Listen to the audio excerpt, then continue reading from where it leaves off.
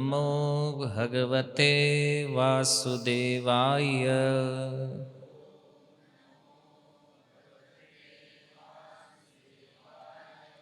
ઓમ નમો ભગવતે વાસુદેવાય.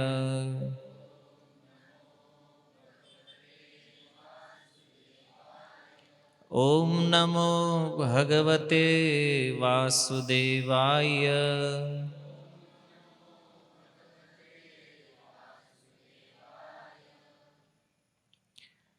હરે કૃષ્ણ.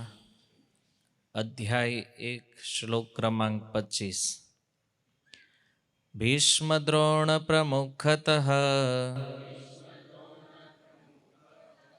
સર્વેષાં ચ મહીક્ષિતામ. ઉવાચ પાર્થ પશ્યેતાન સમવેતાન કુરુનિતિ. ભીષ્મ દ્રોણ પ્રમુખતઃ સર્વેષાં ચ મહીક્ષિતામ. ઉવાચ પાર્થ પશ્યેતાન સમવેતાન કુરુનિતિ. ભીષ્મ દ્રોણ પ્રમુખતઃ સર્વેષાં ચ મહીક્ષિતામ. ઉવાચ પાર્થ પશ્યેતાન સમવેતાન કુરુનિતિ. ભીષ્મ પિતામહ ભીષ્મ, દ્રોણ ગુરુ દ્રોણ, પ્રમુખતઃ ની સામે, સર્વેષામ સૌની, ચ પણ, મહીક્ષિતામ વિશ્વભરના રાજા, ઉવાચ બોલ્યા, પાર્થ હે પૃથાના પુત્ર, પશ્ય જો, એતાન આ બધાને, સમવેતાન એકત્રિત થયેલા, કુરુવંશના સભ્યોને, ઇતિ એમ. અનુવાદ. ભીષ્મ દ્રોણ તથા વિશ્વભરના અન્ય બધા જ રાજાઓની ઉપસ્થિતિમાં ભગવાને કહ્યું, હે પાર્થ, અહીં એકત્રિત થયેલા આ બધા કુરુઓને જો. ભાવાર્થ. જીવ માત્રના પરમાત્મા તરીકે ભગવાન કૃષ્ણ એ જાણતા હતા કે અર્જુનના મનમાં શી ગડમથલ ચાલી રહી હતી. આના સંદર્ભમાં થયેલો ઋષિકેશ શબ્દનો પ્રયોગ દર્શાવે છે કે ભગવાન બધું જ જાણતા હતા. એવી જ રીતે કુંતી અથવા પૃથાપુત્ર અર્જુનના સંદર્ભે પાર્થ શબ્દ પણ મહત્વપૂર્ણ છે. પરમ સખા તરીકે તેઓ અર્જુનને જણાવી દેવા માગતા હતા કે અર્જુન તેમના પિતા વસુદેવજીની બહેનનો પુત્ર હતો. તેથી જ એમણે અર્જુનના સારથી થવાનું સ્વીકાર્યું હતું. હવે કુરુઓને જો એમ જ્યારે કૃષ્ણે કહ્યું તો આનાથી તેમનો શો આશય હતો? શું અર્જુન ત્યાં અટકી જઈને યુદ્ધ કરવા માગતો ન હતો? કૃષ્ણે પોતાની ફોઈ પૃથાના પુત્ર પાસેથી આવી આશા ક્યારેય રાખી ન હતી. આમ ભગવાને અર્જુનના મનોભાવનું કથન મિત્ર ભાવે વિનોદમાં કર્યું હતું. શીલ પ્રભુપાદ કી જય. સ્વાગતમ ઉપસ્થિત સર્વ વૈષ્ણવજન શ્રોતાગણ. શ્રીમદ ભગવદ્ ગીતાના પ્રથમ અધ્યાયની જે ચર્ચા આપણે કરી રહ્યા છીએ, તો એમાં ગયા વખતે 24 નંબર શ્લોકની જે આપણે ચર્ચા કરી એ 24 નંબર શ્લોક અને આ 25 નંબર શ્લોક, આ બંને શ્લોક એક સાથે જ્યારે લઈએ તો આ વાક્ય જે છે એ પરિપૂર્ણ થાય છે સંજયનું. એક જ વાત સંજય 2 શ્લોકમાં કહી રહ્યા છે. એટલે આપણે એવું કહી શકાય કે આ શ્લોક જે છે એ પૂર્વ શ્લોકથી સંબંધિત છે. અને સંજય બોલી રહ્યા છે ધૃતરાષ્ટ્ર પ્રતિ, જેમાં સંજય ધૃતરાષ્ટ્રને કહે છે કે અર્જુનના કહેવાથી ભગવાન શ્રી કૃષ્ણએ રથને બંને સેનાઓની મધ્યમાં સ્થિત કર્યો. જે 24 નંબર શ્લોકમાં આપણે શ્રવણ કર્યું કે ભગવાન ઋષિકેશ છતાં પોતાના પ્રિય ભક્ત અર્જુનની વાત સ્વીકારી અને અર્જુનની આજ્ઞાનું પાલન કરી રહ્યા છે. તો અર્જુનની આજ્ઞા સ્વીકાર કરી અને ભગવાને રથને 2 સેનાઓની વચ્ચે ઊભો રાખ્યો. શા માટે ઊભો રાખ્યો છે? અર્જુનના કહેવાથી. તો આ શબ્દ દ્વારા સંજય ધૃતરાષ્ટ્રને એ સમજાવવા માગે છે કે શ્રીમદ ભગવદ્ ગીતા અર્જુનના કાર્યકલાપથી સંબંધિત છે. જે સંપૂર્ણ સંવાદ. નહીતર તમે વિચાર કરો કે ભગવદ્ ગીતાના પ્રથમ શ્લોકમાં ધૃતરાષ્ટ્રનો જે પ્રશ્ન છે, મામકાહ પાંડવાશ્ચૈવ કિમ અકુર્વત સંજય. ધૃતરાષ્ટ્રને એ જાણવામાં રસ હતો કે મારા તથા પાંડુના પુત્રોએ શું કર્યું. એને ગીતા સાંભળવામાં કોઈ ઇન્ટરેસ્ટ નથી. આ 2 કરે છે હું ન્યા જઈને. તો દુર્યોધનનું વર્ણન બહુ સંક્ષિપ્ત કરી અને સંજય અર્જુનનું વર્ણન કરે છે, જેમાં ભગવાન કૃષ્ણ પણ છે.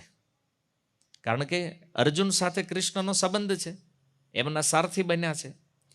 તો અર્જુનની વાત કરતા કરતા કૃષ્ણની ચર્ચા કરવા લાગ્યા છે. અને એ કૃષ્ણ અને અર્જુન બેયની વચ્ચે શું થઈ રહ્યું છે, સંજય એનું વર્ણન કરે છે ધૃતરાષ્ટ્રની આગળ. અને એટલા માટે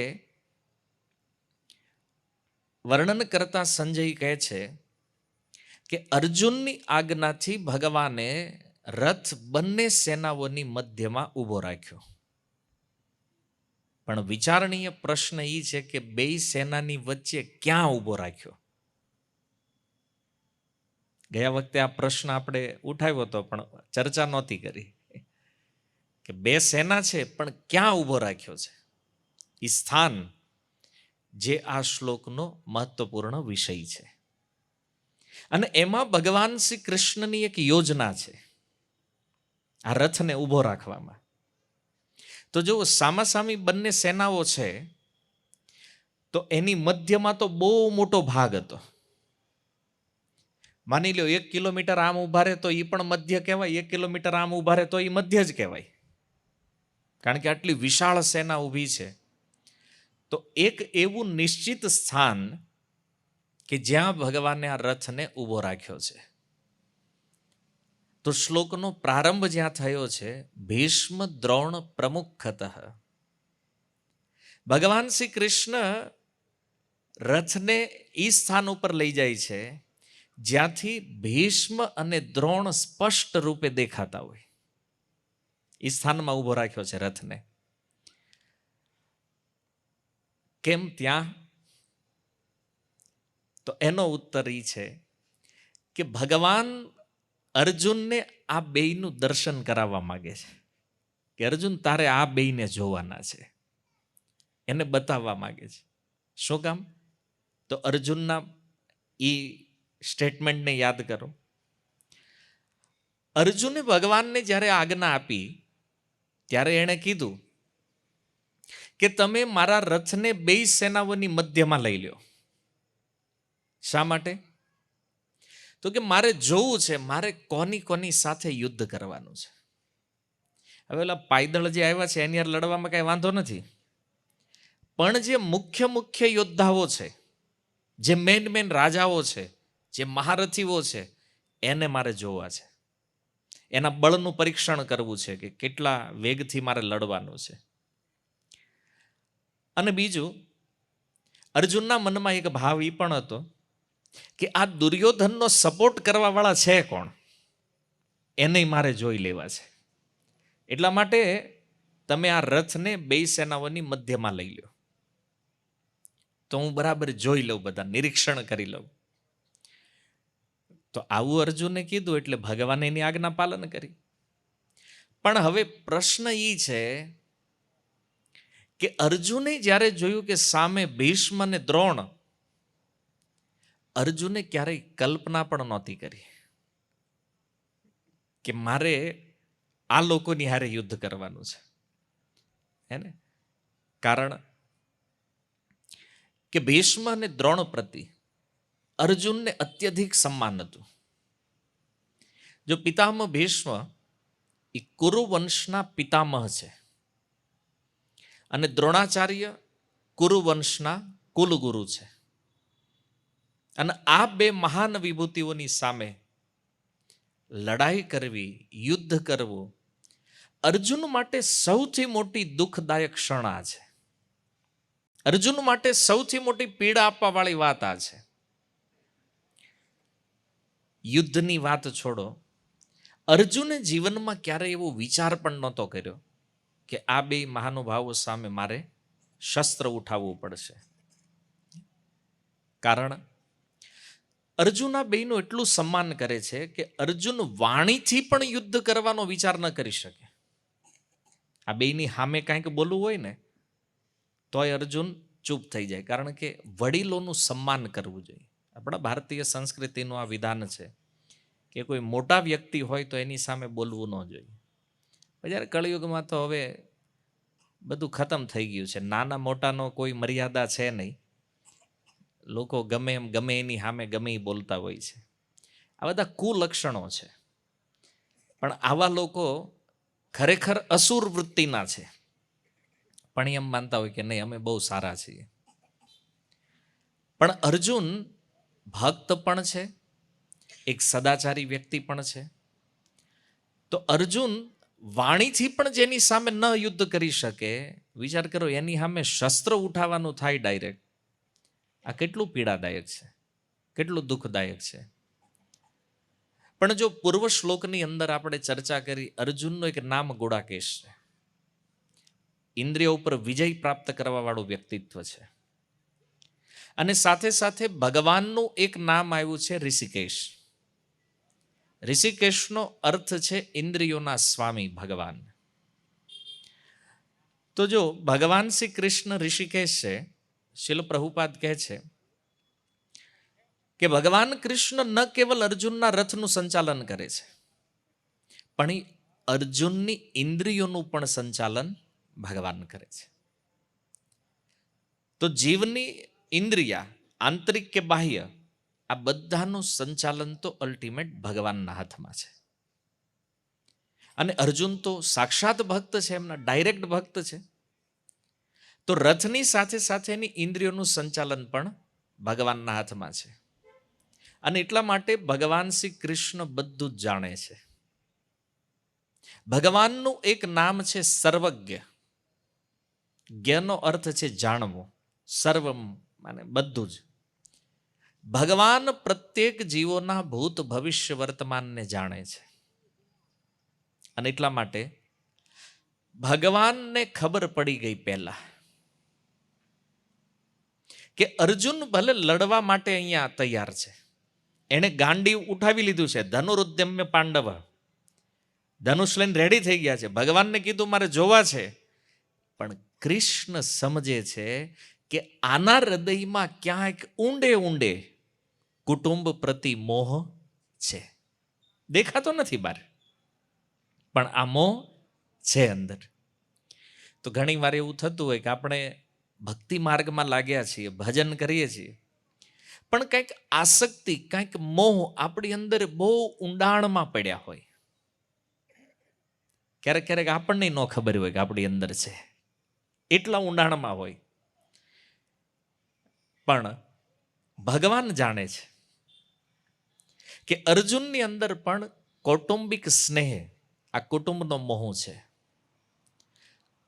તો ભગવાને વિચાર કર્યો કે આ મોહને પ્રગટ કરવો છે. કારણ કે અંદર પડ્યો છે તેને બહાર કાઢવો પડશે ને. કેવી રીતે? ભગવાન વિચાર કરે છે, એમાં અર્જુન કહે છે સેનયોર ઉભયોર મધ્ય રથમ સ્થાપય મેં અચ્યુત. એ અચ્યુત, આ રથને લઈ લો બે સેનાની વચ્ચે. ભગવાન કે આ મોકો આવી ગયો છે હાથમાં. અર્જુને આજ્ઞા આપી છે ને રથ લઈ જવાની. તો રથ ક્યાં લઈ જવું એ અર્જુને નથી કીધું, ખાલી આજ્ઞા એટલી છે વચ્ચે લઈ લ્યો. તો ભગવાનને વિચાર કર્યો વચ્ચે ક્યાં લઈ જાવ? તો કે હા, ટાર્ગેટ મળી ગયો છે. જ્યાં દ્રોણ અને ભીષ્મ જે મેન સ્થાન ઉપર ઊભા છે, એક્ઝેક્ટ એની સામે જઈને ભગવાને રથ ઊભો રાખ્યો. અર્જુન એકદમ નિકટથી, એકદમ સ્પષ્ટ રૂપે આ બેયને જોઈએ કે રથ ઊભો રાખી દીધો ભગવાને બેયની સામે. તો એનું કારણ છે અર્જુનના એ મોહને પ્રગટ બહાર કાઢવા માટે. જો એક વાત આપણે એ પણ સમજવાની છે કે એક કારણ તો હતું અર્જુનના મોહને પ્રગટ કરવાનું, પણ બીજું એક કારણ છે આ રથને વચ્ચે રાખવાનું. અને એ કારણ છે કે ભગવાન અર્જુનને એ સમજાવવા માગે છે કે અર્જુન, ભીષ્મ અને દ્રોણ સાથે યુદ્ધ કરવું તારા માટે બિલકુલ ઉચિત છે. કદાચ અર્જુન એમ કહી દે કે આ બેયની હારે લડવું નથી, આની હારે લડાઈ ન કરાય, પણ ભગવાને એને કહી દીધું બિલકુલ ઉચિત છે આ લડવું, આમાં કોઈ સંદેહ નથી. અત્યાર સુધીનું કાર્ય ભગવાન વગેરે બોલે કરી રહ્યા છે, બોલતા નથી કંઈ, પણ એમને સમજાવી દીધું અર્જુનને કે આની હારે જ લડવાનું જ તારે, આ બે સાથે. અને આપણે જાણીએ છીએ કે આગળ ઉપર એવી ઘટના બની છે કે રથ જ્યારે એમની સામે ગયો, અર્જુને આ બેયનું દર્શન કર્યું, તો અર્જુનને ડર લાગ્યો છે, ભય લાગે છે. પણ એ વાત આપણે અહીંયા ધ્યાનમાં રાખવી પડશે, કારણ કે આગળના શ્લોકોમાં બહુ કામ લાગશે.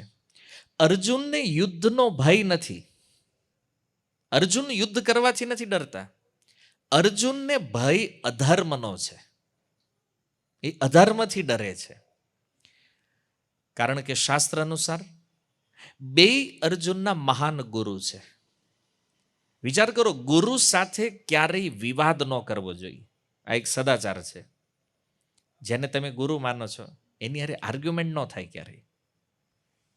કારણ કે આપણે ગુરુ પૂજામાં ગાઈએ છીએ, ગુરુ મુખ પદ્મ વાક્ય ચિત્ત તે કરી આયકે.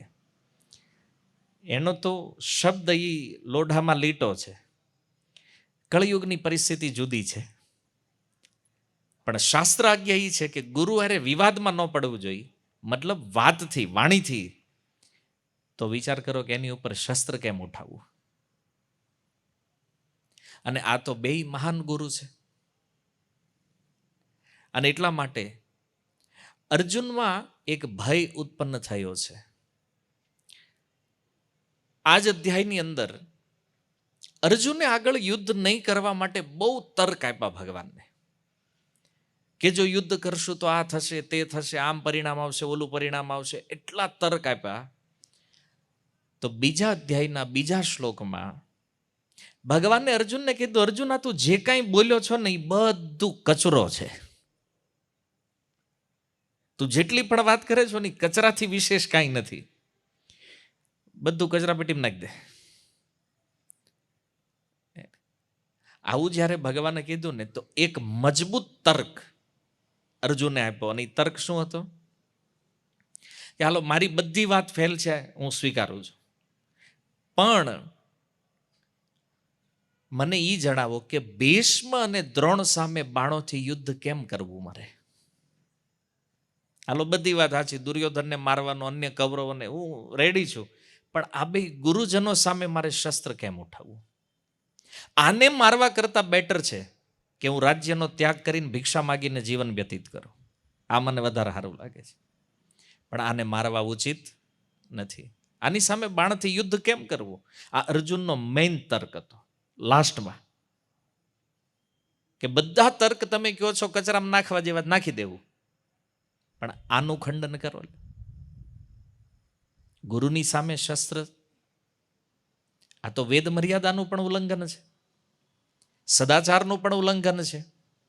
તો આ તો હું ન જ કરી શકું.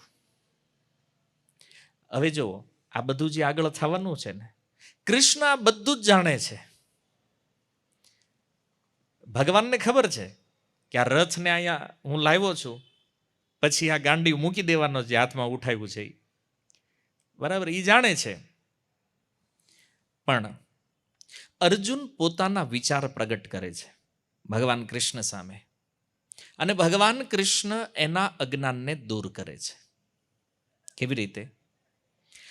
જેવી રીતે એક કુશળ વૈદ્ય, કોઈ રોગી જ્યારે કોઈ વૈદ્યની પાસે જાય, કોઈ ડૉક્ટર પાસે જાય, તો ડૉક્ટર શું કરે? પહેલાં એની અંદર રોગનું જે કારણ છે એને શોધે.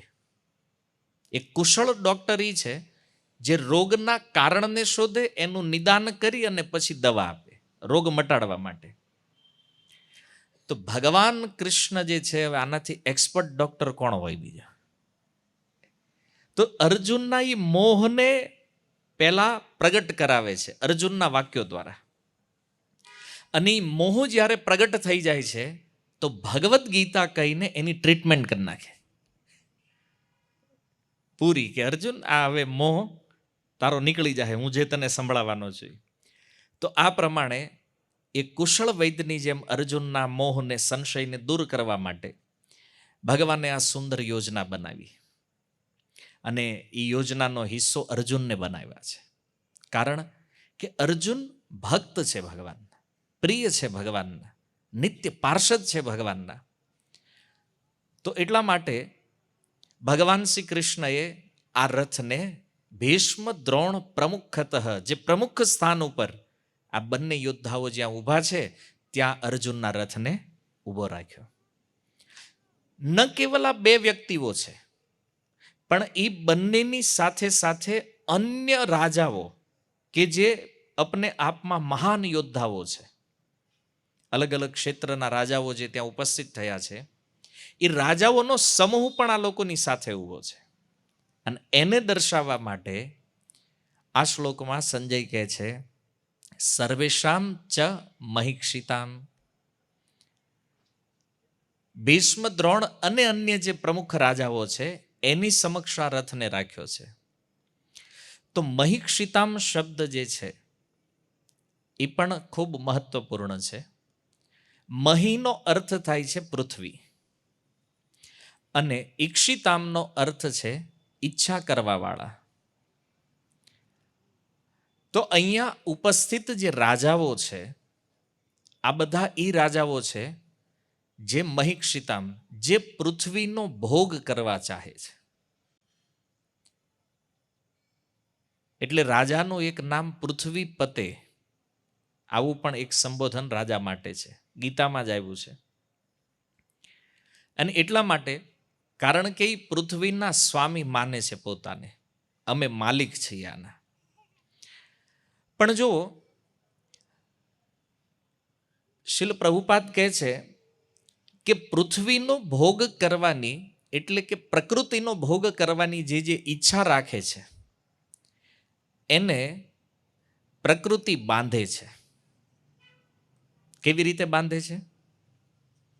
3 ગુણ દ્વારા, સત્વ, રજ અને તમ. આ 3 ગુણ દ્વારા એને બંધનમાં લે છે, અને 3 ગુણ દ્વારા જે બંધાયેલા છે એને પ્રકૃતિ 3 રીતે કષ્ટ આપે છે, દુઃખ આપે છે. પહેલું દુઃખ છે આદિ આધ્યાત્મિક દુઃખ. આદિ આધ્યાત્મિક એટલે આપણા શરીરથી, આપણા મનથી જે દુઃખ ઉત્પન્ન થાય છે એને આદિ આધ્યાત્મિક દુઃખ કહેવામાં આવે છે. આપણા શરીરમાં માની લો ક્યાંક દુખાવો થાય તો કષ્ટ થયું, દુઃખ. મનથી, મોટા ભાગે તો લોકો મનથી દુઃખી છે કળિયુગમાં. એમ કોઈ તન સે દુઃખી, કોઈ મન સે દુઃખી, થોડા થોડા સબ દુઃખી. કંઈક ને કંઈક તો કષ્ટ છે જ. આમ બહારથી લાગતું હોય આને કાંઈ વાંધો નથી, પણ અંદરથી બળતો હોય કેમ ખબર પડે? હે ને, મન દુઃખ આપે, ઓલા આટલું થઈ ગયું, ઓલો આટલો આગળ વધી ગયો, ઓલો આમ નીકળી ગયો, આપણે અહીંયા ના અહીંયા, હે ને, મનથી દુઃખી થાય. આ આધ્યાત્મિક દુઃખ છે. શું કામ આવે છે? પ્રકૃતિ આપે છે. આપણે આવ્યા છીએ પ્રકૃતિમાં કેમ? એના ભોગ કરવાની જે લાલસા છે, એટલે આ દુઃખ ભોગવવું પડે છે, શરીરના પણ અને મનના પણ. શરીર કોણે આપ્યું છે? પ્રકૃતિએ. તો એમાં દુઃખ આવે છે ને, જન્મ, મૃત્યુ, જરા, વ્યાધિ, આ દુઃખ છે શરીરોમાં, અને આ દુઃખ સહન કરવું પડે છે બધાને. આ આધ્યાત્મિક દુઃખ છે. બીજું છે આધિદૈવિક.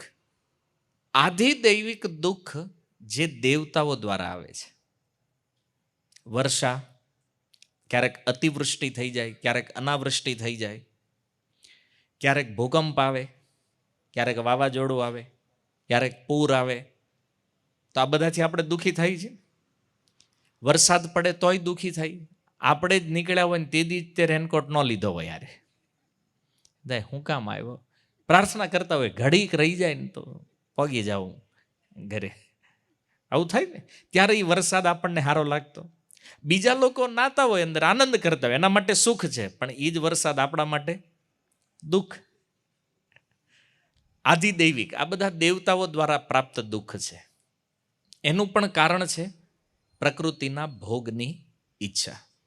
અને ત્રીજું દુઃખ છે આધિભૌતિક. આધિભૌતિક જે અન્ય જીવો દ્વારા મળે છે, બીજા લોકો જે દુઃખ આપે છે આપણને, આ આધિભૌતિક દુઃખ છે. અને આનું પણ કારણ શું છે? પ્રકૃતિનો ભોગ. તો આ ત્રણ પ્રકારના દુઃખ પ્રકૃતિ આપણને આપે છે, એનું એકમાત્ર કારણ છે ભોગની કામનાઓ, પ્રકૃતિના ભોગની કામના. અને એ જ પ્રકૃતિનો એક પાર્ટ છે પૃથ્વી. આ પૃથ્વી જે છે એ ભગવાનની એક શક્તિ છે, ભૂદેવી. અને પૃથ્વીના વિષયમાં તમે શ્રીમદ ભાગવતની અંદર જોશો તો ત્યાં એવું પણ કહેવામાં આવ્યું છે કે પૃથ્વી જે છે ને એ ભગવાનના ચરણ છે. વિરાટ રૂપમાં તમે જુઓ તો વિરાટ રૂપમાં પૃથ્વી ભગવાનના ચરણ છે. તો ભગવાનના ચરણની એક વિશેષતા છે. એ વિશેષતા છે કે ભગવાનના ચરણ બધાનો આશ્રય છે. કોઈ પણ જીવોનો આશ્રય જે છે એ ભગવત ચરણ છે. અને ભૂદેવી જે છે એ ભગવાનની શક્તિ છે. તો પૃથ્વી પણ બધા જીવોને પોતાની ઉપર આશ્રય આપે છે. બધા જીવોનો આશ્રય પૃથ્વી છે. અને આ જ પૃથ્વી, આ જ ભગવાનની શક્તિ ભૂદેવી કૃષ્ણ લીલામાં સત્યભામાના રૂપમાં પ્રગટ થયા છે. ભગવાનની જે 8 પટરાણીઓ છે એમાં પ્રથમ રૂકમણીજી છે અને દ્વિતીય કોણ છે? સત્યભામા. આ સત્યભામા કોણ છે? ભૂદેવી, પૃથ્વી. પૃથ્વી જે છે એ ભગવાનની પત્ની છે, જે સત્યભામાના રૂપમાં પ્રગટ થયા. તો આ પૃથ્વીના પતિ કોણ છે? ભગવાન કૃષ્ણ. એના ભોગતા કોણ છે? ભગવાન કૃષ્ણ. એના સ્વામી કોણ છે? ભગવાન કૃષ્ણ છે ને. તો પૃથ્વીના અસલી માલિક, અસલી સ્વામી ભગવાન છે. અને એ જ ભગવાનની શક્તિનો ભોગ આ રાજાઓ ચાહે છે કે નહીં, આ પૃથ્વી અમારી છે. ભગવાન કહેલા એ તમારી નથી, મારી છે. પણ તો એ સમજવાલ નથી. એટલે આ તત્વ સમજવું જરૂરી છે આપણે.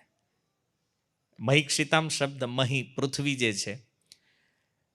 તો જો આપણે કહીએ કે ભાઈ આ ભગવાનની પત્ની છે, તો આપણે જ્યારે એના ઉપર ચરણ રાખીએ છીએ તો આપણને અપરાધ ન લાગે? ભગવાનની પત્ની છે, રોજ આની ઉપર જ હાલવાનું ચાલવાનું બધું, તો અપરાધ લાગે કે ન લાગે? લાગે. તો પૃથ્વી દેવી પાસે ક્ષમા યાચના કરવી જોઈએ કે નહીં? કરો છો? ન કરો તોય વાંધો નહીં. શું કામ? કે આ પૃથ્વી જે છે એ પૃથ્વી ઉપર રહેવાવાળા જીવો માટે માં સમાન છે. કોઈ માના ખોળામાં કોઈ પુત્ર હોય અને એ એને લાત મારે તો માને આમાં કોઈ કષ્ટ, કોઈ દુઃખ નથી, પ્રેમની અનુભૂતિ કરે છે. એમાં સંસારમાં આપણે બધા જે છીએ આપણા માટે પૃથ્વી માં છે. આપણે ધરતીને માતા માનીએ છીએ. તો આપણે જ્યારે એની ઉપર ચરણ રાખીએ છીએ, ક્ષમા માગો છો તો બહુ સારી વાત છે, પણ માં ક્ષમાની અપેક્ષા રાખતી નથી બાળકથી. હે ને? કોઈ બાળક ખોળામાં હોય અને લાત મારે તો માં એમ નો કે સોરી કે, એને પ્રેમનો આનંદ થાય, એ ક્ષમાની અપેક્ષા નથી રાખતી. એવી રીતે આપણા માટે પણ પૃથ્વી ભગવાનની શક્તિ, આ પ્રકૃતિ માતા છે. અને એટલા માટે ભારત વર્ષની અંદર પ્રકૃતિની પૂજા કરીએ છીએ આપણે. ભૂમિને પણ માતાનું સ્થાન આપણે આપ્યું છે. પણ ક્યારેક ક્યારેક બાળક નાલાયક હોય ને તો માને પીડા થાય. આ પૃથ્વી ઉપર બધા જીવ સારા હોય એવું નથી, અમુક અમુક આ હોય દુર્યોધન જેવા. તો એ પૃથ્વી માટે ભારરૂપ છે. અચ્છા, કયો વ્યક્તિ ભારરૂપ છે? જે પાપ કરે છે. આ પૃથ્વી ઉપર મોટા મોટા પર્વતો છે. પૃથ્વી દેવીના શબ્દો છે ભાગવતમાં કે પ્રભુ આ મોટા પર્વતોથી, નદીઓથી, સમુદ્રોથી, જંગલોથી આનાથી મને ભાર નથી લાગતો. પૃથ્વી દેવીના ભારનું કારણ છે પાપ. જે પાપ કરે છે ને એવા પાપીઓનો ભાર પૃથ્વી સહન કરી શકતી નથી. ભગવાનને કહે છે કે પ્રભુ આ પાપનો ભાર છે ને આ સહન નથી થતો, બાકી બધું ઉપાડી લઉં છું. આના ભારથી પીડિત થાય છે, અસુરોના ભારથી પીડિત થાય છે. કયા અસુર? જે એના પતિ બનવા ચાહે છે. પૃથ્વી પતિ બનવું છે આ રાજાઓને, અને પૃથ્વીપતિ બનીને પૃથ્વીનો ભોગ કરવા ચાહે છે. આ એક બહુ દુષ્ટ વિચાર છે. જીવાત્માઓના બંધનનું કારણ પણ આ છે, પ્રકૃતિનો ભોગ. પ્રકૃતિના સ્વામી બનવા ચાહે છે, અને સ્વામી બનીને શું કરવું છે? એનો ભોગ કરવો છે. પણ ભગવાન કહે છે તમે સમજો એનો પતિ હું છું, તો મારી પત્નીને ઉઠાવવાની ટ્રાય કરો, તમે લઈ જવા દે ભગવાન? નહીં. શું કામ અવતાર લે છે? પોતાની પત્નીની રક્ષા માટે. આ પણ એક કારણ છે અવતારોનું. ભગવાનના અવતારના અનેક કારણો છે, તો એનું એક કારણ આ પણ છે. જો પૃથ્વીથી ઉત્પન્ન સીતા, માતા સીતા, જેનો ઉપભોગ રાવણ કરવા ચાહતો, તો રાવણે સાધુનો વેશ લીધો અને પછી સીતાજીનું હરણ કર્યું. પણ પરિણામ શું નીકળ્યું? રાવણનો સર્વનાશ થઈ ગયો. એમાં સંસારની અંદર જે જે લોકોએ ટ્રાય કરી છે, રાવણે ટ્રાય કરી, ઉગલી ગયો. એનાથી એક મોટો અસુર આવ્યો હતો, હિરણ્યકશિપુ. એણે મોટી ટ્રાય કરી, આખા બ્રહ્માંડને પોતાને અધીન કરી લીધું, એ ઉકલી ગયો. તો આટલાથી સમજી જવું જોઈએ કે આ ટ્રાયમાં કોઈ વધતું, કુળ સહિત ઉબડી ગયા છે. હે ને? તો સર્વનાશ થયો છે. અને એ જ રીતે કે છે સર્વેશામ ચ મહિક્ષિતામ. આજે રાજાઓ અહીંયા જે ઊભા છે, આ રાજાઓ પણ કૃષ્ણથી દ્વેષ કરી અને પૃથ્વીનો ઉપભોગ કરવા ચાહે છે. અને જેનો લીડર દુર્યોધન છે. વાત સમજે? તો સંજય ધૃતરાષ્ટ્રને એ સમજાવવા માગે છે મહિક્ષિતામ શબ્દ દ્વારા કે રાવણ, કંસ, હિરણ્યકશિપુ જેવા જો વયા ગયા હોય તો આ તમારો દીકરો જે છે, તમને શું લાગે આ કે એની હારે આ જે બધા રાજાઓ છે પૃથ્વીનો ભોગ ચાહે છે, એ તો વાંધો ને, હાલો રાજાને પૃથ્વીપતિ જ કહેવામાં આવે છે, કારણ કે અમુક સમય સુધી પૃથ્વી ઉપર એ શાસન કરે છે. પણ કૃષ્ણથી દ્વેષ કરીને જો એ પૃથ્વીનો ભોગ કરવા ચાહે છે તો પછી એનો સર્વનાશ નક્કી છે. અને આ જે બે સેનાઓ ઊભી છે આમાંથી કોઈ બચવાનું, કારણ કે આ બધા ભેગા શું કામ થયા છે? પૃથ્વીનું શાસન લેવા માટે. અને ભાવ એ છે કે રાજા બનવું છે, પણ કૃષ્ણથી દ્વેષ કરીને તો બધાનો વિનાશ નિશ્ચિત છે. આને મરવું પડશે. કેમ? કારણ કે આ જેટલા પણ રાજાઓ અહીંયા આવ્યા છે કુરુક્ષેત્રમાં, 5 પાંડવોને છોડી અને આ બધા પૃથ્વી ઉપર ભારરૂપ છે. શા માટે ભારરૂપ? રાજા ભગવાનનો પ્રતિનિધિ છે, પણ એ ભારરૂપ શું કામ થઈ ગયા છે? કારણ કે જ્યારે પોતાના સદગુણ, પોતાના કર્તવ્ય, પોતાના ધર્મને છોડી અને અધર્મને જીવનમાં ધારણ કરે, અધર્મપૂર્વક શાસન કરે, અધર્મપૂર્વક પૃથ્વીનું શોષણ કરે છે, ત્યારે પૃથ્વીનો ભાર ઉતારવા માટે ભગવાન આખી યોજના તૈયાર કરે છે. અને મહાભારતના રાજાઓ પૃથ્વી ઉપર ભારરૂપ છે. અને એટલા માટે ભગવાને આ યોજના તૈયાર કરી છે મહાભારતના યુદ્ધની, કે આ યુદ્ધમાં તમે રહ્યો ચાહે પાંડવોના પક્ષે યા કૌરવોના પક્ષે, જો અધર્મ તમારી અંદર છે તો તમારો વિનાશ નિશ્ચિત છે. તો પૃથ્વીનો ભાર ઉતારવા માટે ભગવાને આ મહાભારતની યોજના બનાવી છે. મૂળ કારણ આ છે. અને આનું પ્રમાણ શ્રીમદ ભાગવત, કે પૃથ્વીએ વિચાર કર્યો કે મારી ઉપર અનેક અનેક રાજાઓ છે, સૈન્ય ભાર વધારતા જાય છે, વધારતા જાય છે, અને આ બધા આસુરી પ્રવૃત્તિના થઈ ગયા છે. તો આસુરી પ્રવૃત્તિઓના રાજાઓના ભારથી પીડિત થઈ પૃથ્વી ગાયનું રૂપ લઈને બ્રહ્માજી પાસે જાય છે. અને બ્રહ્માજીને જઈને પ્રાર્થના કરી કે પ્રભુ, મારી ઉપર આ જે રાજાઓ છે, આ રાજાઓ ભારરૂપ થઈ રહ્યા છે, તો તમે કૃપા કરીને મારી હેલ્પ કરો. બ્રહ્માજી કે આ આપણીથી થાય એમ નથી, આલો શિવજી પાસે જઈએ. તો બધા દેવતાઓને લઈને બ્રહ્માજી કોની પાસે ગયા? શિવજી પાસે. શિવજી પાસે જઈને નિવેદન કર્યું. ભગવાન શિવ કહે છે કે આનું નિરાકરણ કેવલ ભગવાન કરી શકે એમ છે. અને એટલા માટે આપણે ક્ષીર સમુદ્રના તટ ઉપર જઈએ અને ત્યાં જઈને ભગવાનની સ્તુતિ કરશું તો ભગવાન પ્રસન્ન થઈને કંઈક રસ્તો આપશે. તો આ બધા જ્યારે ક્ષીર સમુદ્રના તટે આવી અને ભગવાનને પુરુષ સૂક્ત દ્વારા સ્તુતિ કરે, દેવતાઓની આ પ્રાર્થનાથી ભગવાન પ્રસન્ન થયા અને ભગવાને કીધું કે આ પૃથ્વીના ભારને ઉતારવા માટે હું જ સ્વયં અહીંયા પ્રગટ થઈશ યદુવંશમાં. હમણાં થવાના છે ટૂંક સમયમાં. તો મૂળ કારણ આ હતું, પૃથ્વીના ભારને ઉતારવા માટે. અને આ મહાભારતનું યુદ્ધ એટલે જ નિર્માણ થયું છે. ભગવાન કે બોલા એક એકને જઈને મારવાઈને કરતા અહીં ભેગા કરી લેવી, એ કાર્ય હોલસેલમાં ભાર ઉતારી નાખી. અને આ કાંઈ મોટો ભાર નથી. હજી આનથી મોટો ભાર પછી હતો એક જરાસંઘ. એની પાસે 23 અક્ષોહિણી સેના હતી. આ બેયની થઈને 18 છે.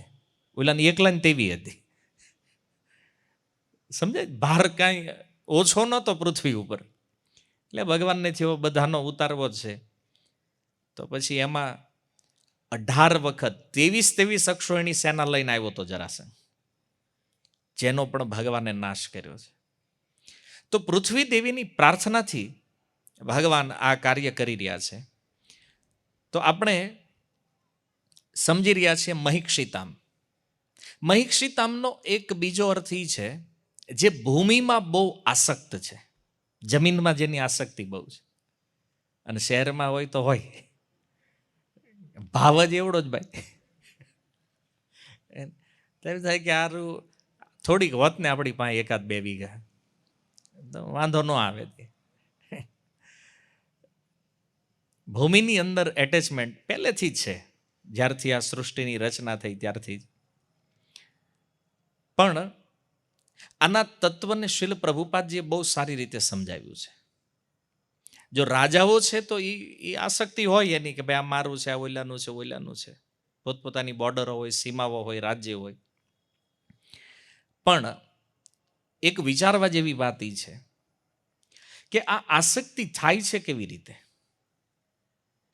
તો જ્યાં જન્મ થાય એટલે વ્યક્તિ પોતાને ન્યાના માનવા લાગે. આપણો જન્મ ભારતમાં થયો એટલે આપણે પોતાને ભારતીય માનવા લાગ્યા. કોઈનો જન્મ અમેરિકામાં થયો તો એ પોતાને અમેરિકાના માનવા માંડ્યા. એટેચમેન્ટ થઈ ગયું ને ભૂમિ પ્રત્યે. કોઈનો જન્મ પાકિસ્તાનમાં થયો, એ એને ન્યાના માનવા માંડ્યા. કોઈનો આફ્રિકામાં જન્મ થયો, એ પોતાને આફ્રિકન માનવા માંડ્યા. તો જ્યાં જન્મ થયો ત્યાંની ભૂમિમાં આપણી આસક્તિ લાગે છે, પોતાને ન્યાના માનવા માંડે છે. પ્રભુપાદ આ વાત વારંવાર એમના પુસ્તકમાં લખે છે કે આપણે ભારતીય પણ નથી, અમેરિકન નથી, જર્મન નથી, આફ્રિકન નથી, પાકિસ્તાની નથી, આપણે ભગવાનના અંશ છીએ, આત્મા છીએ. આ રિયલ આઈડેન્ટિટી છે. પણ હજુ ઓલું મગજમાં ગરી ગયું.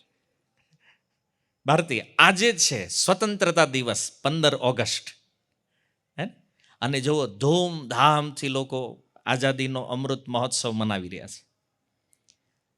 પણ હું સવારથી વિચાર કરું છું આઝાદીના વિષયમાં, હે ને, કે આ આસક્તિનો જ એક પ્રકાર છે. જ્યાં રાષ્ટ્રીય પર્વ ઉજવી રહ્યા છીએ આપણે એક પ્રકારનું એટેચમેન્ટ છે. શું કામ? જેવું આ થોડુંક શોકિંગ જેવું લાગશે તમને. આપણી આસક્તિનું જ આપણે નામ આપીએ છીએ જન્મભૂમિ, માતૃભૂમિ, રાષ્ટ્રભૂમિ.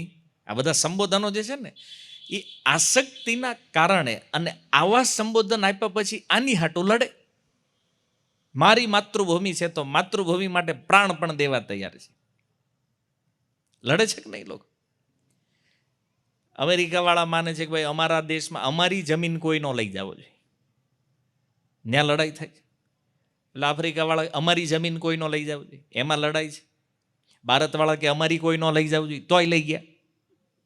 હું કરી લીધું આપણે એમ.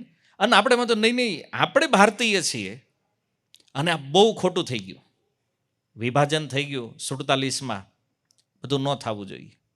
એ નેતાઓ ખરાબ હતા, આ લોકો આવા હતા, તેવા હતા, ભાત ભાતની વાતો આજ ચાલે છે. આપણે વિચાર એ કરવાનો છે અત્યારે આપણો જન્મ ભારતમાં છે, એટલે આપણું એટેચમેન્ટ ભારત ભૂમિ પ્રતિ છે.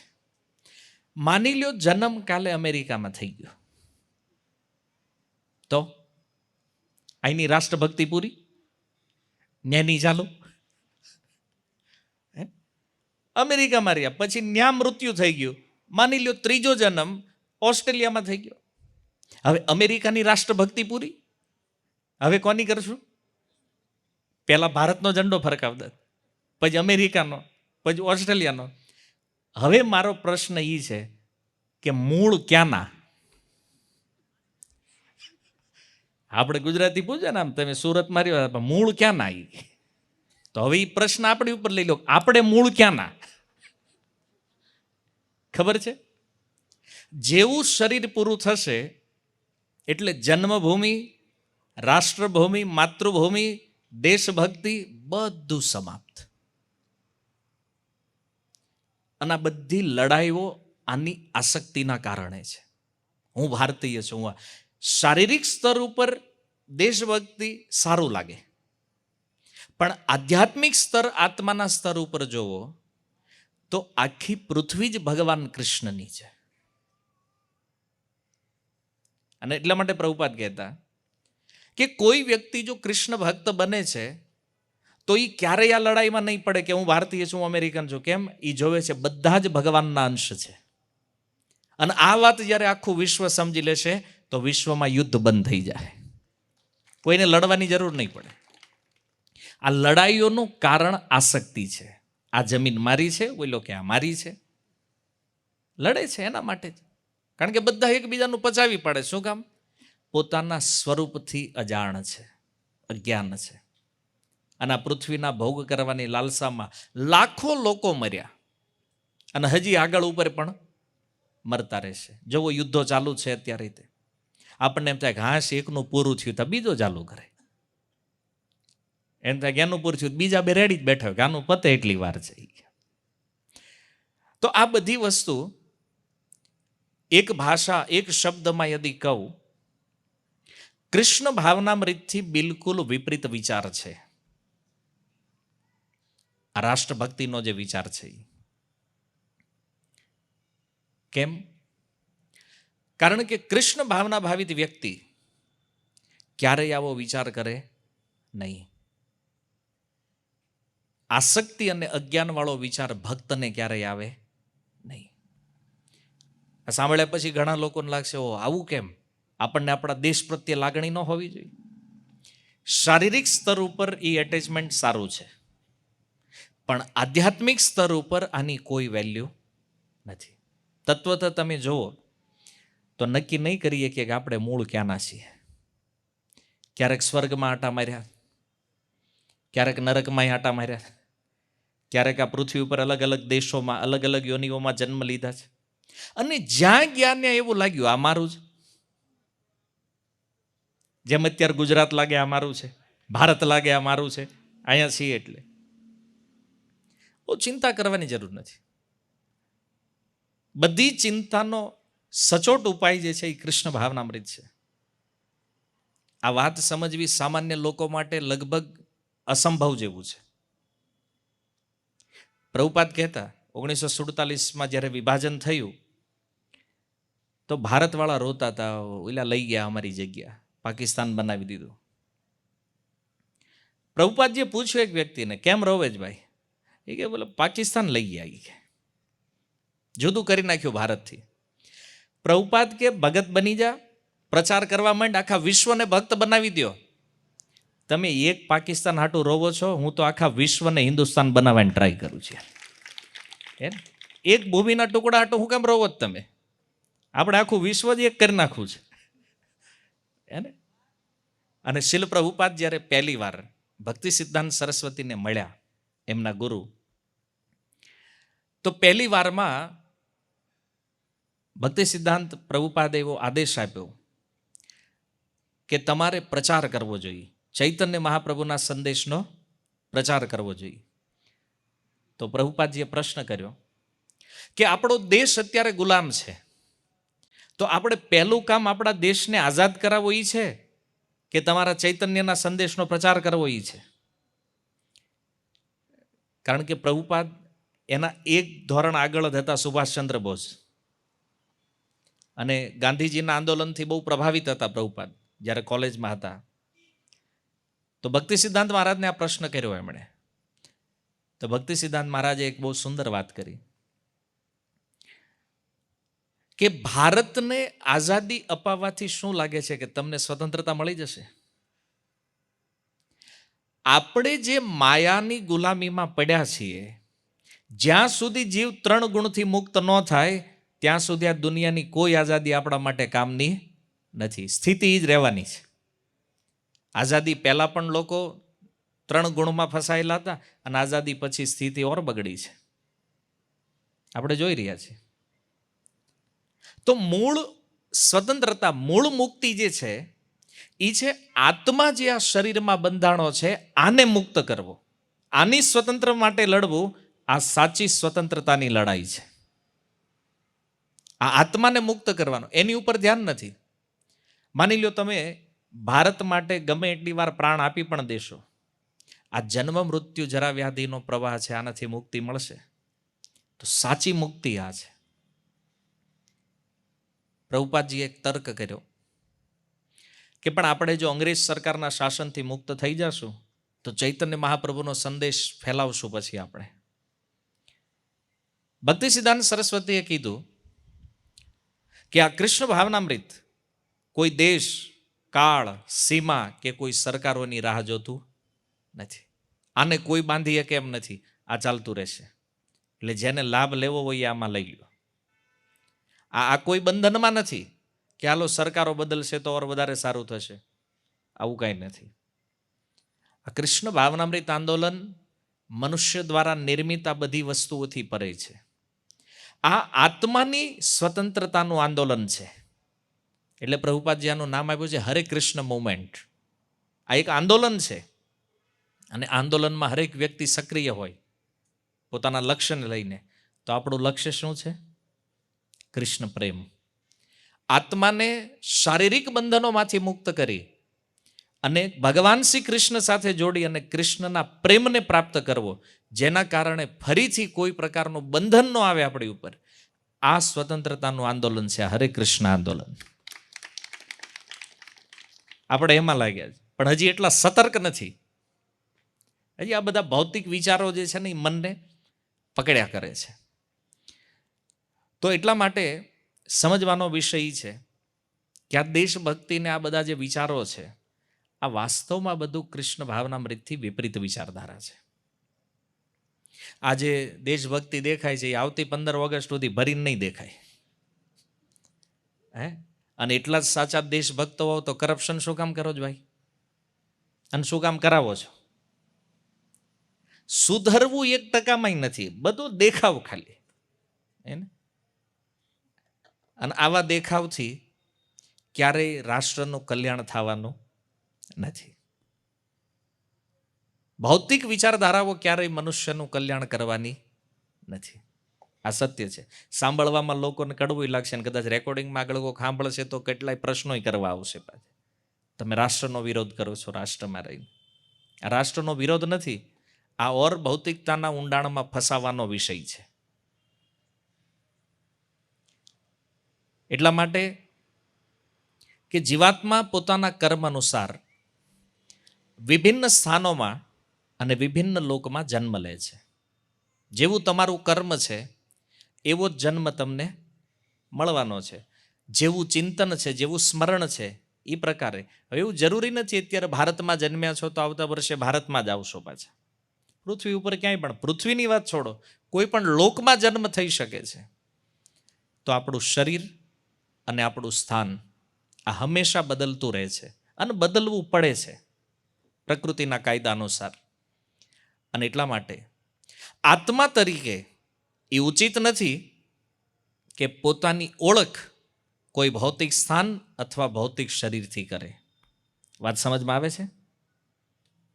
આપણી ઓળખ ભૌતિક વસ્તુથી ન થવી જોઈએ ક્યારેય. કે હું ભારતીય છું, હું અમેરિકન છું, હું પાકિસ્તાની છું, આફ્રિકન છું, આ છું કે તે છું. આપણી ઓળખ હોવી જોઈએ હું કૃષ્ણનો દાસ છું. ધ રિયલ આઈડેન્ટિટી, ભગવાનના દાસ તરીકેની આ આપણી સાચી ઓળખ છે.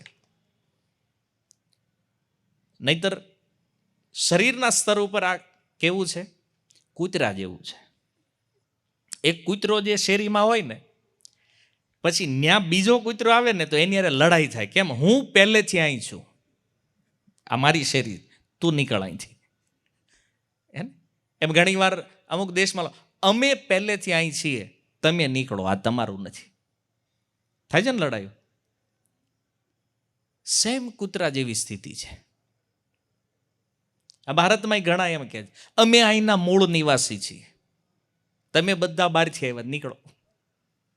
સેમ કૂતરાની વિચારધારા સિમિલર છે કે નથી?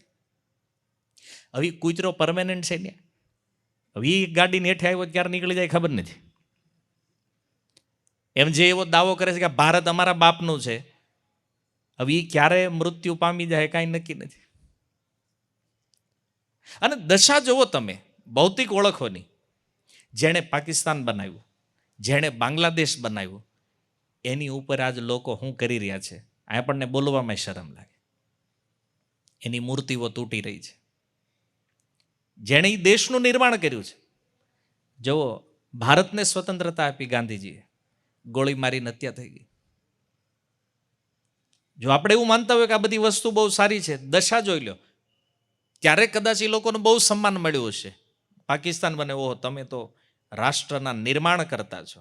ભાઈ એ નિર્માણ કરતા નથી, ભગવાન છે. કારણ કે એ ઉગલી જ જવાના અને ઉગલી ગયા. એટલે બાંગ્લાદેશ બનાવ્યું તો એને હતું કે ઓહો આપણે એક અલગ રાષ્ટ્ર બનાવી લીધું. શું કર્યું? અત્યારની સ્થિતિ જોવો એની તમે. એણે વિચાર કર્યું છે કે મારા જ દેશની અંદર મારા જ લોકો મને આ રીતના અડધૂત કરશે. એટલે આપણી ઓળખ કોઈ ભૌતિક સ્થાન કે ભૌતિક શરીરોની નથી. આ વાત જો માઇન્ડમાં બેસી જાય તો ભજન બરાબર થાય. વાત સમજાય? નકર ઓલા કૂતરાની જેમ શેરીયું હાટું લડાઈ થાય. એક કૂતરો કે આ મારી શેરી, બીજો કૂતરો કે આ મારી છે, બાતો બે ઉકલી જવાના હતી. કઈ ગાડી નીચે આવીને મરવાનું ખબર નથી એને, પણ મરવાનું એ નક્કી છે. જિંદગી શેમાં જાય? ખાલી ભસવામાં. મનુષ્ય હોય તો લડવામાં. રાષ્ટ્રની સરહદો માટે લડાઈ કરે છે લોકો. એટલા માટે, કારણ કે અજ્ઞાન છે. કોઈ પરમેનન્ટ નથી. કોઈ રાષ્ટ્રનો કોઈ પણ વડો એમ માનતો હોય કે આ મારું, તો કાળ એક દિવસ એને ખેંચી લેવાનો છે. અને આ જ પરમ સત્ય છે. અને એટલે ભાગવતના દ્વાદશ સ્કંદમાં એક ભૂમિ ગીત પણ છે. પૃથ્વી દેવી એક ગીત ગાય છે અને એ પૃથ્વી દેવીનું બહુ સુંદર ગીત છે. એ કહે છે કે આ મારી ઉપર અનેક રાજાઓ આવ્યા અને દાવો કરતા હતા કે અમે ચક્રવર્તી સમ્રાટ છીએ, આખી પૃથ્વીના રાજા છીએ. પૃથ્વી દેવી કે હું આયા નાયા છું, એ કાળના પ્રભાવમાં ક્યાં ખોવાઈ ગયા છે કોઈનો પત્તો નથી. કેટલા મોટા રાજા એવા ચક્રવર્તી જે કહેતા પોતાને.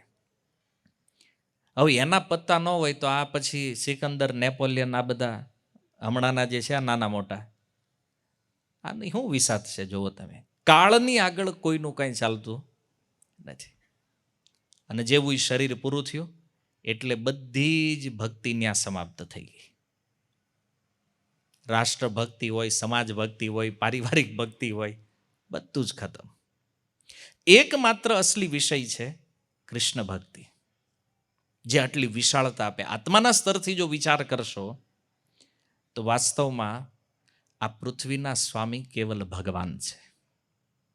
આ પ્રકૃતિ એની શક્તિ છે અને એટલા માટે એના ઉપભોગ કરવાનો વિચાર એ બંધનનું મોટામાં મોટું કારણ છે. એટલા માટે શ્રીમદ ભાગવતની અંદર એક સુંદર શ્લોક સુખદેવ ગોસ્વામી કહે છે, યસ્યાત્મ બુદ્ધિ કુણપે ત્રિધાતુ કે સ્વધિ કલત્રાદિશુ ભૌમ ઇજ્યધિ યતીર્થ બુદ્ધિ સલિલેન કરહિચિત જનેશ્વ અભિજ્ઞેશુ સ એવ ગોખર.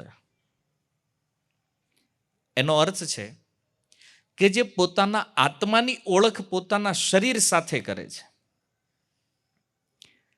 સ્ત્રી, પુત્ર વગેરેમાં પોતાની મમતા રાખે છે, જળમાં સ્નાન કરવાને તીર્થયાત્રાનું ફળ માને છે, અને અહીંયા કહે છે ભૌમ ઇજ્યધિ અર્થાત ભૂમિમાં પૂજાની ભાવના રાખે છે. આ કેવો છે? સ એવ ગોખર. એ યા તો બળદ જેવો છે કાં ગધેડા જેવો છે. આ ભાગવત કે છે.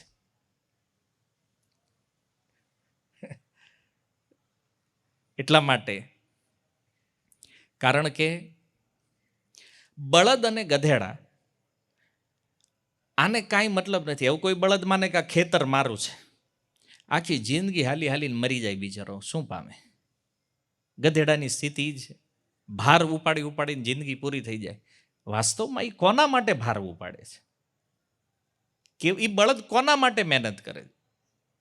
કેવલ કહેવા માટે કે ખેતર મારું છે, બળદનું છે. એમાં જે આવે છે એ બીજું કોક લઈ જાય. ગધેડો ભાર ઉપાડે, પગાર કોણ આપે છે એને? ગધેડાને પગાર નથી.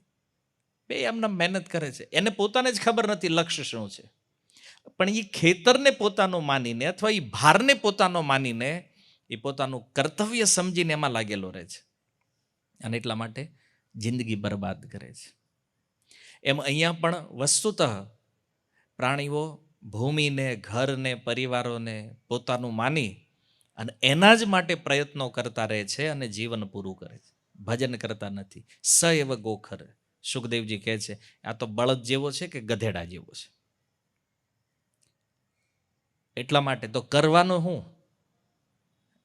તો કહે છે અભિજ્ઞેશુ જનેશુ.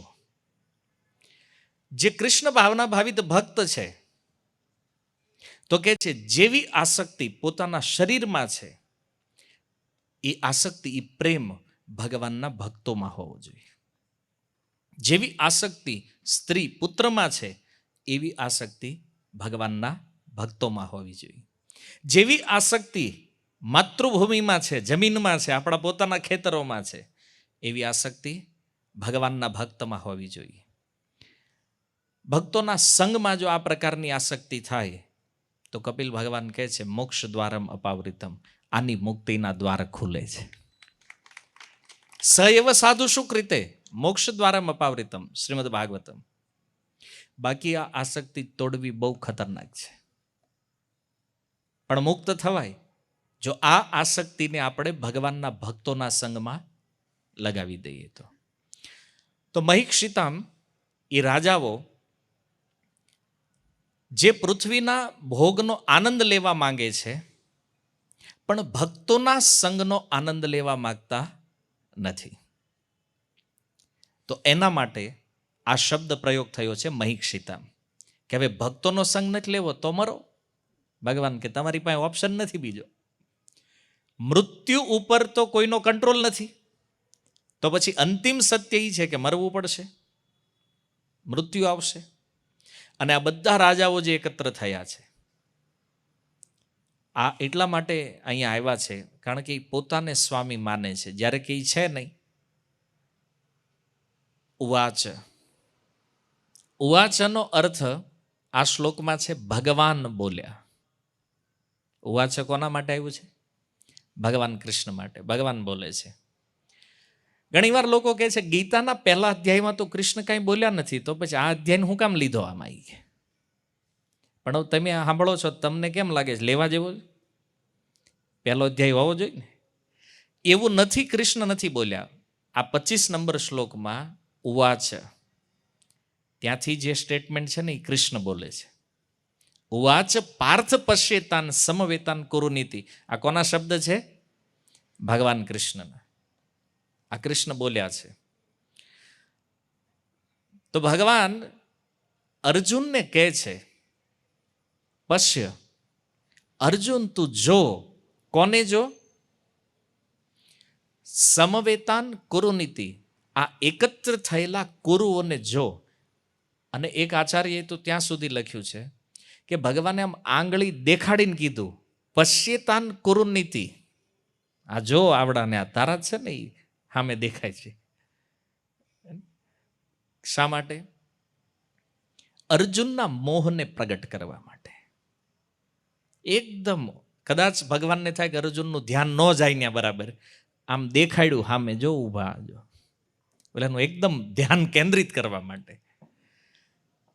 તો કૃષ્ણના કહેવાથી અર્જુને કૌરવોને જોયા. અર્જુને પોતાના મનનો ભાવ કૃષ્ણ સામે પ્રગટ કર્યો. ભગવાને અર્જુનના ભાવને સમજીને એને ઉપદેશ કર્યો. ઉપદેશ કર્યો તો અર્જુને પ્રશ્નો કર્યા. ભગવાને એ પ્રશ્નોનું સમાધાન કર્યું, એનો સંદેહ દૂર કર્યો અને ભગવદ્ ગીતા સમાપન કરી. જો એક લાઈનમાં ભગવદ્ ગીતા પૂરી. પણ અહીંયા આપણે સમજશું પાર્થ પશ્યેતાન સમવેતાન કુરુનીતિનો શું ભાવાર્થ છે. ભગવાને અહીંયા કુરુન શબ્દ પ્રયોગ કર્યો છે.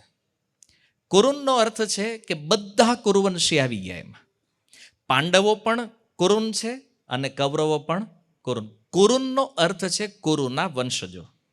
તો એ તો બેય છે, પાંડવો પણ છે, કૌરવો પણ છે. 5 પેઢી ઊભી છે અહીં કુરુકુળની. પહેલી પેઢીમાં સોમદત્તના પિતા બાહલિક, એ પણ આ યુદ્ધમાં છે. બીજી પેઢી સોમદત્ત અને પિતામહ ભીષ્મ. ત્રીજી પેઢીમાં ભૂરિશ્રવા, શકુની, શલ્ય ઇત્યાદિ. ચોથી પેઢીમાં ભીમ, અર્જુન, દુર્યોધન ઇત્યાદિ. અને 5મી પેઢીમાં અભિમન્યુ, લક્ષ્મણ ઇત્યાદિ જે પુત્રો છે. કુરુવંશની 5 પેઢી એકબીજાની હામાહામી ઊભી છે. અને ભગવાને બધાને લઈ લીધા એકમાં કુરુન શબ્દ દ્વારા, કે અર્જુન અહીંયા એકત્ર થયેલા કુરુઓને જો. એટલે કુરુન શબ્દ ભગવાને અહીંયા પ્રયોગ કર્યો. હું કામ ભગવાને બતાવ્યા એને? કે એને તો નિર્દેશન કરાવું હતું કે અર્જુન જોવે, અને અર્જુન જોવે તો જોઈને ખબર પડે કે ઓહો આ તો આપણા જ. ભલે હારા હોય, ખરાબ હોય, ગમે એવા હોય, પણ આપણા એ આપણા.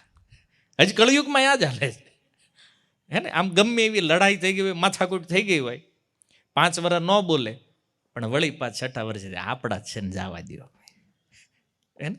પણ એટલે આટલા નાલાયક છે તો એ કે ભાઈ ગમે એ હોય આપણા છે ને, હવે ન્યાય એક્સેપ્ટ કરી લે. ભક્તો ન કરે. કેમ? એ ભગત એ બોલતો નથી બરાબર. એ તારો ભાઈ નહોતો બોલતો, તેને લાવે જ ઘરે જમવા ભાઈ. તો ભક્તો શું વાંધો જ ભાઈ નથી. વ્યવહાર આખો જો દેહાત્મ બુદ્ધિ ઉપર વ્યવહાર આવા જ થવાના. જ્યાં સુધી કૃષ્ણ ભાવનામૃતના તત્વને બરાબર નહીં સમજીએ ત્યાં સુધી આ બધું આવું ગડબડ હાલતું રહે. તો ભગવાને અર્જુનને કીધું, અર્જુન જો ઈશારો કરીને બતાવ્યા છે એને, તો ભગવાન એક તો ચાહતા હતા કે એને એવું લાગે કે આ મારા લોકો છે જોવે, એટલે જ ભીષ્મને દ્રોણની સામે રાખ્યો રથ. અને બીજું કે અર્જુનની અંદર છુપાયેલો મોહ જાગૃત થાય. જો મોહ જાગૃત થશે તો અર્જુન જિજ્ઞાસુ બનશે, કારણ કે એની જિજ્ઞાસા રાખશે ભગવાન સામે. અને જો અર્જુનમાં જિજ્ઞાસા જાગે તો ગીતાનો ઉપદેશ પ્રારંભ થાય. આ કૃષ્ણની યોજના છે.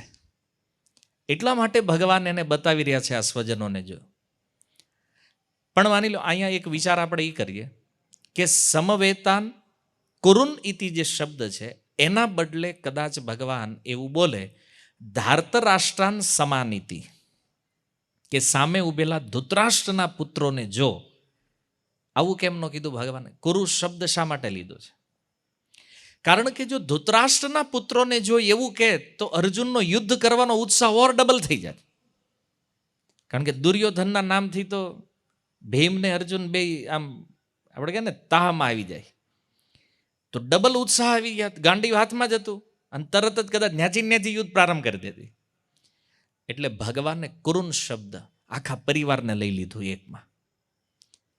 અને ઘણીવાર લોકો કહેતા હોય તો બારવાળા આવે ને ત્યારે એમ એક જ છવી, કે અંદર ભલે ઢીકા પાટી આવતા હોય પણ બહારનો કોઈ આવ્યો તો એક.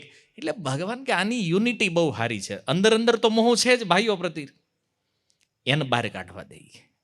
તો ભગવાને એને આ શબ્દ દ્વારા અર્જુનના એ મોહને બહાર કાઢ્યો છે, જેનાથી ગીતાની નીવ રાખી શકાય. ગીતાનું ફાઉન્ડેશન તૈયાર કરી રહ્યા છે ભગવાન.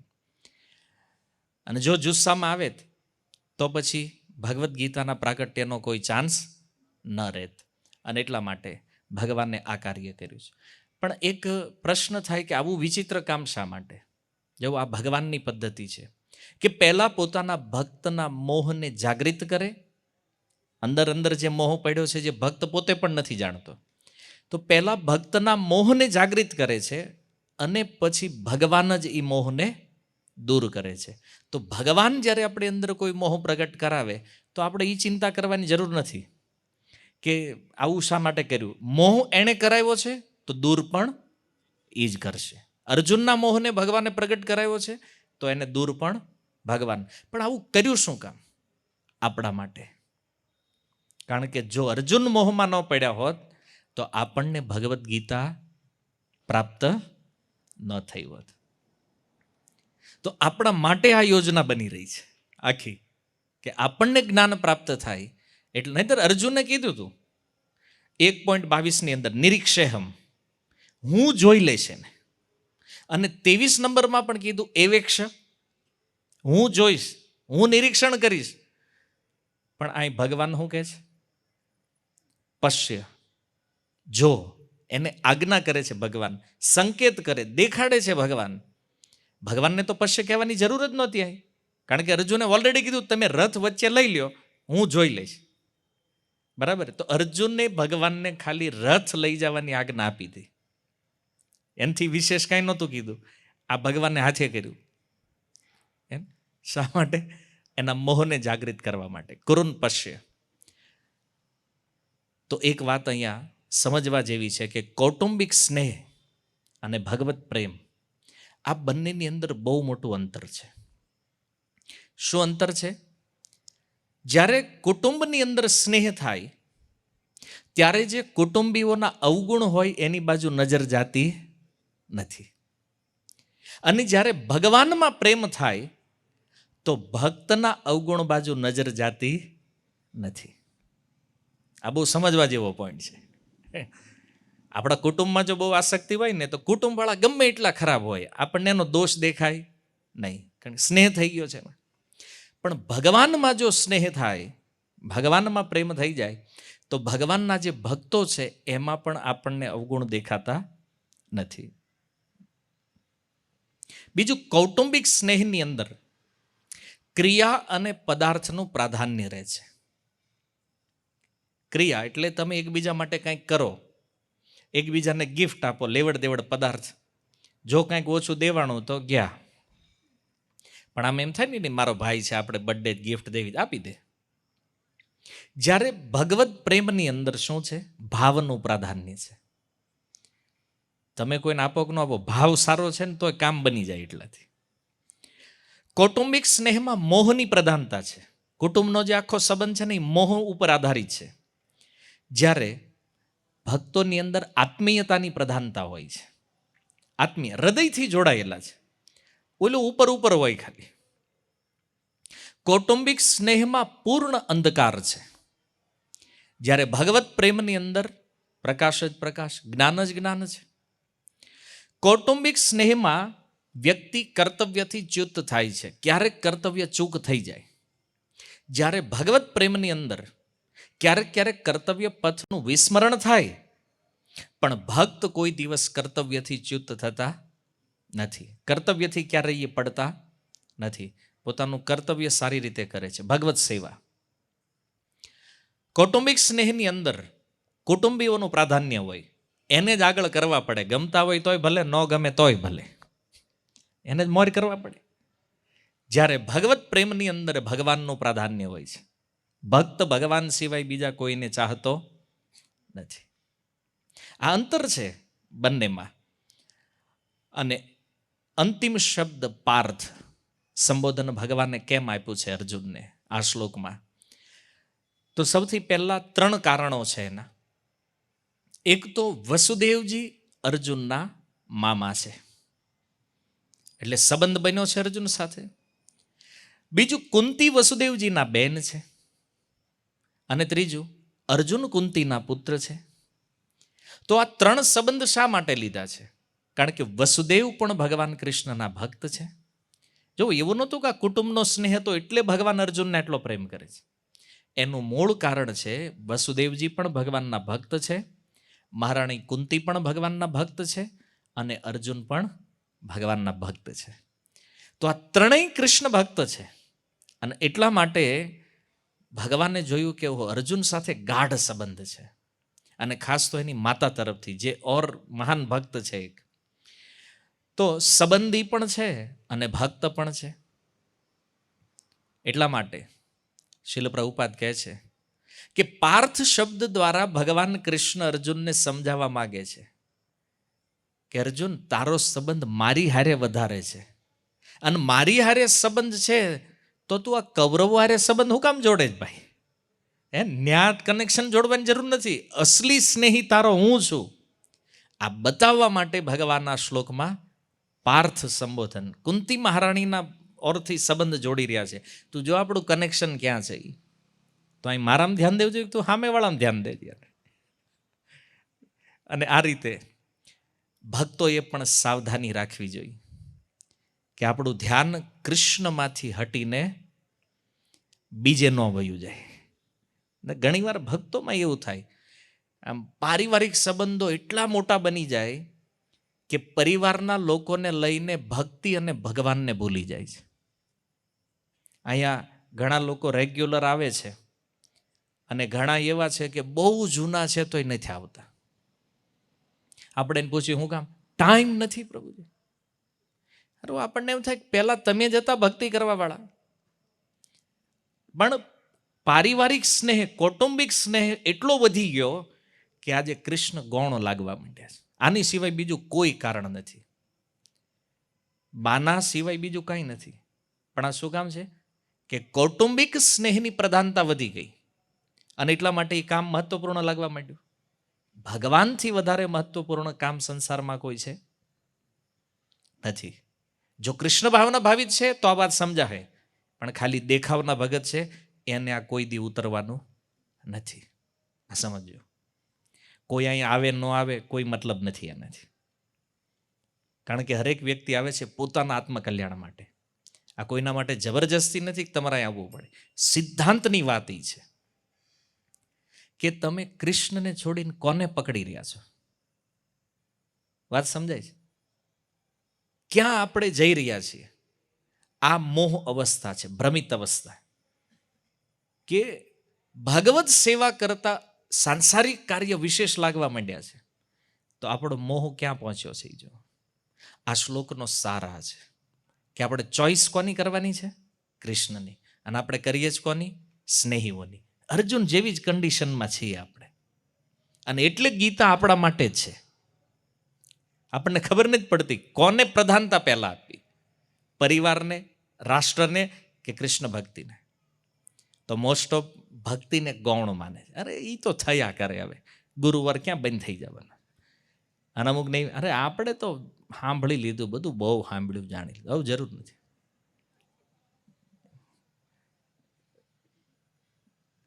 આ લોકોનું પતન બહુ નજીકના સમયમાં થશે. કારણ કે ઇસ્કોનનો ઇતિહાસ જોઈ લ્યો અથવા ભક્તોનો ઇતિહાસ જોઈ લ્યો, એનું પતન નિશ્ચિત છે. જે કૃષ્ણને છોડીને સંસારને પ્રિય કરે છે, તો આને ડૂબતા કોણ બચાવીએ કે? એટલા માટે આ પાર્થ સંબોધન જે છે, ભગવાન પોતાનો સંબંધ યાદ કરાવે છે અર્જુનને. એમાં આપણો સંબંધ છે, કવિરાજ ગોસ્વામી, જીવેર સ્વરૂપ હોય કૃષ્ણેર નિત્ય દાસ. આપણે ભગવાનના દાસ છીએ અને એટલે કૃષ્ણની સેવા એ આપણા જીવનની પહેલી પ્રાયોરિટી હોવી જોઈએ. તો તમે પોતાને ભક્ત કે વૈષ્ણવ કહેવાના અધિકારી છો. નહીતર ક્યારેય કહેવું ન જોઈએ કે આપણે ભક્ત છીએ. કૃષ્ણ યાદ તો આવતા નથી તમને, સેવા તો યાદ આવતી નથી ભગવાનની, તો કઈ ટાઈપના ભક્ત છો? નથી. એટલે આ પાર્થ શબ્દ જે છે, શ્લોકનો સૌથી મહત્વપૂર્ણ શબ્દ. સાવધાની રાખવી બહુ જરૂરી છે કે આપણો પણ મોહ ધીરે ધીરે ડાયવર્ટ ન થઈ જાય કૃષ્ણમાંથી. મોહનું અસલી પાત્ર કૃષ્ણ છે, એમાં મોહ થવો જોઈએ, ત્યાં થતો નથી. જ્યાં નથી કરવા જેવો થાય છે, એટલે ક્યારેક ધક્કા મારે, ક્યારેક કાઢી મૂકે. તો અજ્ઞાનતા આપણા પતનનું મુખ્ય કારણ છે. એટલા માટે શીલ પ્રભુપાદ કહે છે, સંગ જરૂરી છે ભક્તોનો. ભક્તોના સંગ વગર કળિયુગમાં જો કોઈને એવું અભિમાન હોય કે ભક્તિ કરી લેશું, નજીકના સમયમાં ડૂબવાનો છે, યાદ રાખજો. આ શાસ્ત્ર વારંવાર ચિલ્લાવીને કહે છે, સાધુ સંગ સર્વશાસ્ત્ર કહે, લવ માત્ર સાધુ સંગ સર્વ સિદ્ધિ હોય. આ એમનામ નથી કીધું. આજના શ્લોકમાં પણ જે ભાગવતનો શ્લોક કોટેશન આવ્યો છે, આસક્તિ પ્રેમ ભગવાનના ભક્તમાં હોવું જોઈએ. એ જ ભગવાનને પામવાનું સાધન છે. બાકી ગમે ત્યાં ભટકવાથી શું મળવાનું છે? શાસ્ત્રોમાં રુચિ નથી, સાધુઓના વચનોમાં રુચિ નથી, તો આપણે ખાલી કહેવા માટે એક ટાઇટલ ભક્તનું લીધું છે. ચેતના જ્યાં સુધી કૃષ્ણ ભાવના ભાવિત ન થાય ત્યાં સુધી કોઈ વાસ્તવમાં ભક્ત બનતો નથી. આ સારરૂપ શ્લોક છે. તો આ બે શ્લોકની અંદર સંજય આ ચિત્ર રજૂ કરે છે અને ત્યારબાદ આગળ ઉપર ભીષ્મ અને દ્રોણને જોયા પછી અર્જુનની શું સ્થિતિ છે, અર્જુનનું શું રિએક્શન છે, એની ચર્ચા સંજય દ્વારા બે શ્લોકમાં થશે અને ત્યાર પછી અર્જુન પોતાની વાતને આગળ વધારશે. હરે કૃષ્ણ. શીલ પ્રભુપાદ કી નિતાય ગૌર પ્રેમાનંદે.